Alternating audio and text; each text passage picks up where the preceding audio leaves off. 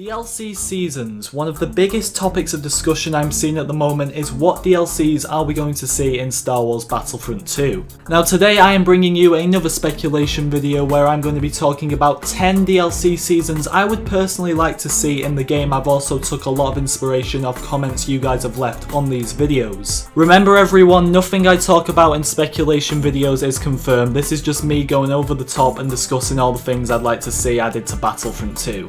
Now I don't think it is any secret that prequel content is the most demanded content from the fans at the moment, so we're starting things off with a Utapau DLC. Now the maps for this could be Power City, Hangar 10 and Unlimited Projection, which was a separatist ship converted into a base. Heroes with this DLC would have to be Obi-Wan Kenobi and General Grievous, and reinforcements could be clone paratroopers and Magna Guards. Hero ships I'm guessing would be along the lines of Obi-Wan's Jedi Interceptor and Grievous's Solar Swan, and then for normal infantry vehicles we have the Republic Fighter Tank and the Crab Droid. I think this content would really work as a DLC season for Battlefront 2, but let's move on to the next one, which is a Mustafar DLC. For maps we would have the Burning Plains, Darth Sidious's Mustafar facility from the Clone Wars, and the Klega Corp mining facility, which is where the Separatist leaders are told to go by Darth Sidious in Episode 3. Heroes would have to be Anakin Skywalker and Count Dooku. We need the main protagonist and antagonist of the prequel trilogy in Battlefront ASAP, as I was really annoyed along with a lot of other people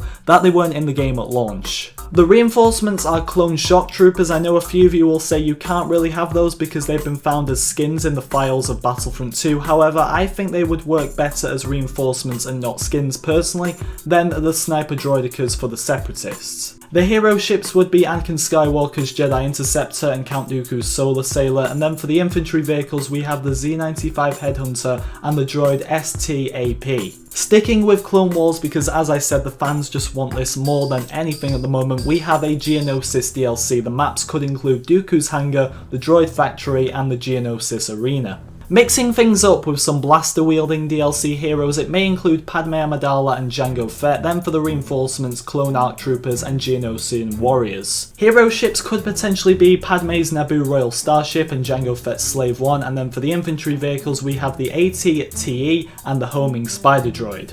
Yet again, another prequel DLC, this time a Coruscant DLC. The maps may include a Jedi Temple map, the Senate Chamber, and the Battle of Coruscant space map, which I personally would really like to see. Mace Windu and Zam Wesell as the heroes. I know people may argue with this one that you need a lightsaber and lightsaber hero, and Savage Opress may be a better idea instead of Zam Wesell. However, I'm guessing if Coruscant was added to the game it would go off the movies, and the only other villain we really see on Coruscant in the prequel trilogy is Zam Wesell, so I'm guessing she would go alongside Windu, but this one is up for a lot of debate. The reinforcements would have to be the Jedi Temple Guards if we're getting the Jedi Temple as a map, and droidicas for the Separatists, and hero ships would include Mace Windu's Jedi Interceptor and Zam Wesell's Airspeeder. And as the other vehicles for this DLC we would have the Republic Patrol Transport, which is seen on Coruscant many times, and the droid Gunship.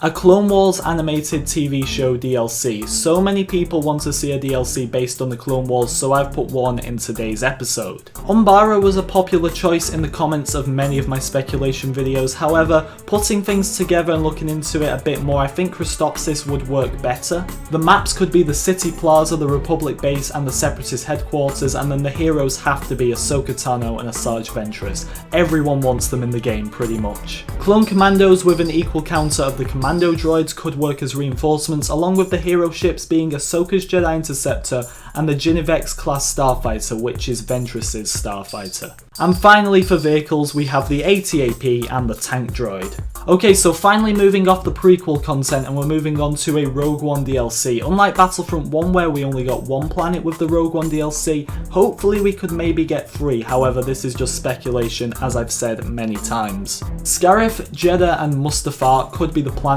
with the maps being the Citadel Tower for Scarif, Jeddah City for obviously Jeddah, and then Darth Vader's castle for Mustafar. I think the heroes have to be Jyn Erso and Director Krennic for this one, along with the reinforcements being the Rebel Honor Guards, as really the Rebels do lack in a lot of reinforcements, and then the Imperial Shadow Troopers. To my knowledge I don't think any of these reinforcements appear in Rogue One, but Death Troopers are already in the game, and as I said the Rebels actually do lack a lot in reinforcements. Hero ships could include a hero version of a U-Wing, which could include voice lines from maybe Jin or Cassian, characters like that with different abilities to the one that's already in the game, and obviously it will be able to fly in space as well. And then for the villains we would have Krennic's shuttle. It's just impossible to find vehicles that aren't already in the game for the Rebels, so we've got one for the Empire instead, which is the TIE Striker. Something I highly doubt that will ever get added to Battlefront 2 is any Star Wars Rebels animated TV show content. However, a lot of you wanted to see this in the comments section and I want to cater to everyone in this video. So the planet would be Lothal, the maps could potentially be the Imperial Communications Center, the Imperial Complex and the Lothal towns.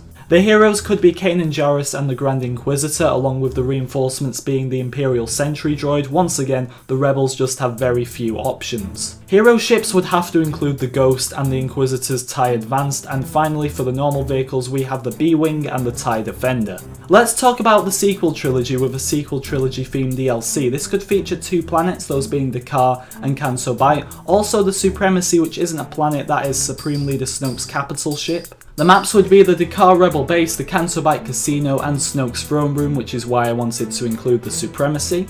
Heroes would have to be Poe Dameron and General Hux, along with the reinforcements being the Canto Bight Police for the Canto Bight maps obviously, and the Praetorian Guards, which are Snoke's guards. Hopefully for vehicles we finally get a bomber class for the sequel era with the Resistance bombers and the First Order TIE bombers. I'm not sure if we've seen the First Order bombers in episodes 7 or 8, but I did find an image online. I'm not too sure if this is official or not, so let me know in the comments. But I do think even if it's not official that we will see the First Order bombers later down the line, maybe in episode 9, who knows. Now these final 2 DLCs are a bit different to the others, I'll show you how now. The first one is a Bounty Hunter DLC. This could include planets such as Tatooine and Sullust, with maps featuring Jabba's Palace, the Sorosub Centreplex and the Sorosub Refinery, bringing back maps from Battlefront 1. It could include heroes such as Cad Bane, Greedo, Dengar and everyone's favourite iconic bounty hunter, Forlong.